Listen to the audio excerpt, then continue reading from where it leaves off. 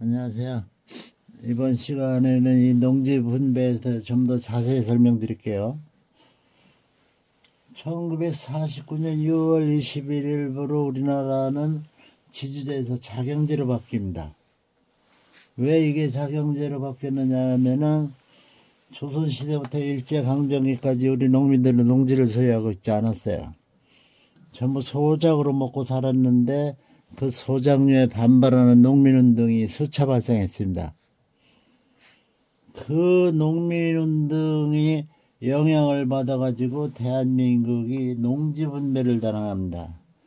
이때부터는 모든 농지가 자경이 되기 때문에 이 소작농에서 우리 농민들이 해방되는 겁니다. 저는 이날이 그래서 농민의 날이 돼야 된다 이렇게 주장한 사람이에요. 이 농지 분배의 과정 중에 가장 핵심 부분이 이 분배 처분입니다.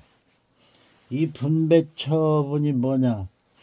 쉽게 얘기하면 대장상에 들어있는 분배 대상 농지가 분배 농지로 확정이 돼버리는 겁니다. 이날부로 대장상에 들어있는 분배 대상 농지들이 분배 처분에 의해서 분배 농지로 바로 확정이 되는 게 분배 처분입니다. 이게 어때서 그렇게 확정이 되냐? 지원헌법에는 농지를 농민에게 분배한다고 그랬잖아요. 근데 대상 농지가 없습니다. 이 대상 농지가 제5조입니다. 농지계획법 제5조에 대상 농지 작용하지 않는 농지가 들어있잖아요. 이 5조가 들어있기 때문에 이 농지개혁법의 공포와 동시에 이 대상 농지들이 분배 농지로 확정이 되는 겁니다. 아시겠어요? 이 헌법이라는 것은 그 자체로 확정된 효력을 가지고 있습니다. 이거는 이 헌법에 의해서 자동으로 확정이 되는 겁니다. 이거는.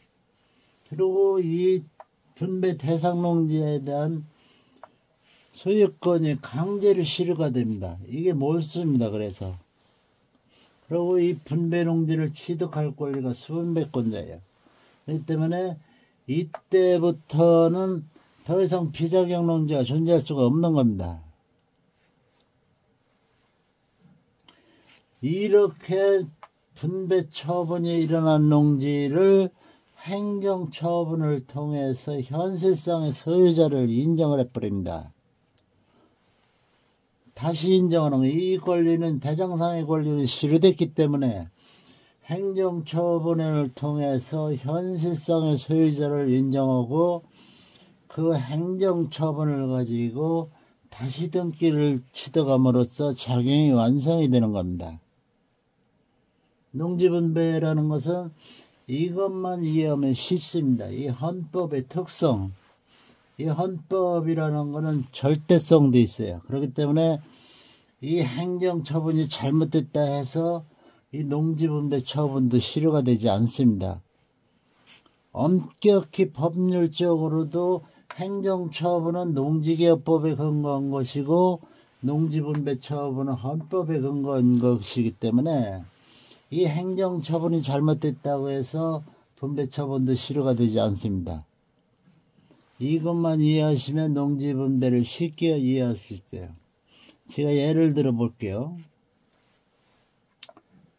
이 제헌헌법이 공포가 되고 농지개혁법이 공포되는데 약 1년여의 시차가 발생합니다.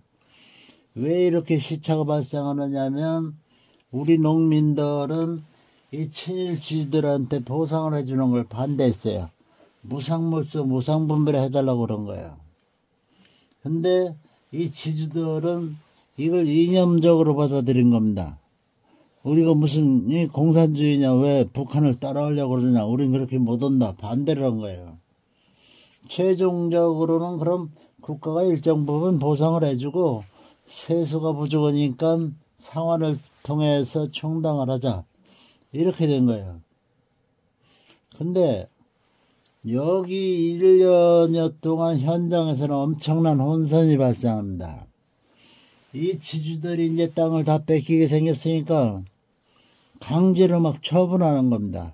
야, 이 땅 네가 사. 네가 안 사면 이거 딴 사람한테 팔 거야. 이런 식으로 막 처분해요. 근데 이 처분한 것들이 증거가 별로 없어요. 거의 말로 이루어지고, 특히 처분을 했다고 그러지만 등기 이전이 안 됐어요. 등기 이전이 안 된 상태로 농지분배가 단행이 됩니다. 그러니까 이 지주들이 나 이 땅 저 사람한테 팔았으니까 분배해서 빼주시오 하고 욕을 합니다. 그러면 정부는 경작자를 불러다가 확인을 합니다. 이거 팔았다고 그러는데 사실이냐 그러면 예를 들어서 예, 그거 1년에 쌀 한 가마씩 한 3년 농사져서 갚기로 해가지고 제가 샀습니다. 그러면은 이 매수분배가 아니라 매수분배에서 제외가 됩니다. 그 사람 땅이라는 걸 확정을 해버려요. 자경으로 확정이 되는 겁니다, 이거는. 그러니까 이 행정처분을 통해서 직접 빠지든지 보상과 상환 절차를 거치든지 전부 목적은 자경입니다. 근데 이 분배처분이라는 걸 농민들이 모르잖아요. 이 등기가 실효됐다는 거를. 강제로 실효된 사실을 모르기 때문에 이 경작자는 이 지주한테 등기 이전이 넘어오기를 기다리는 거예요. 근데 이 사람들이 안 해줍니다. 나 그 땅 안 팔을 테니까 그 땅 들어줘. 내가 직접 농사 짓까.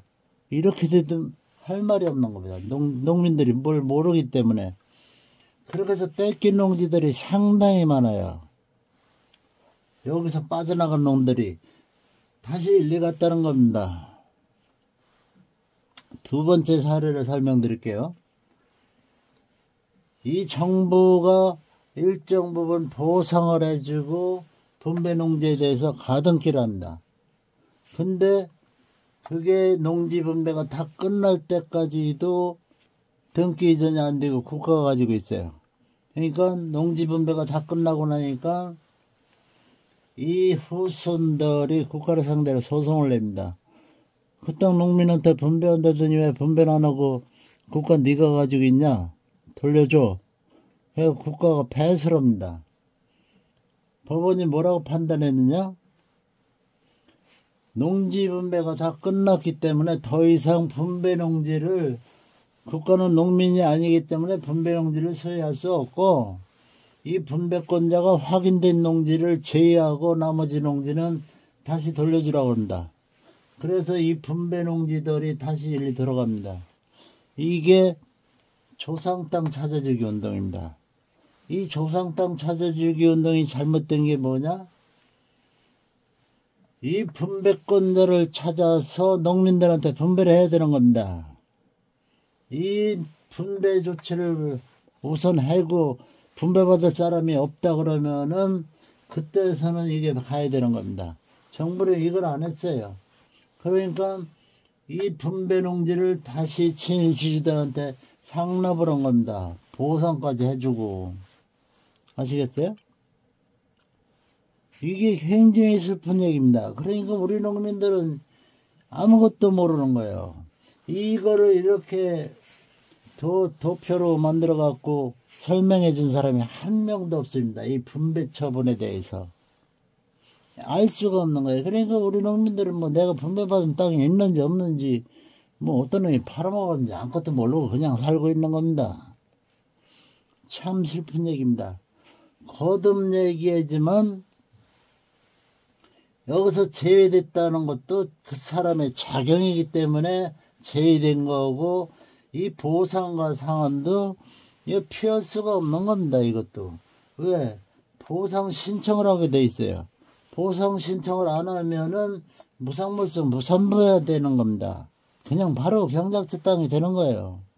아시겠어요? 이거는 피할 수가 없습니다. 왜? 이 행정처분이라는 것은 분배처분을 기초로 한 거기 때문에요. 아시겠어요? 그러기 때문에 이 농지분배라는 게 대단한 사건입니다. 이게.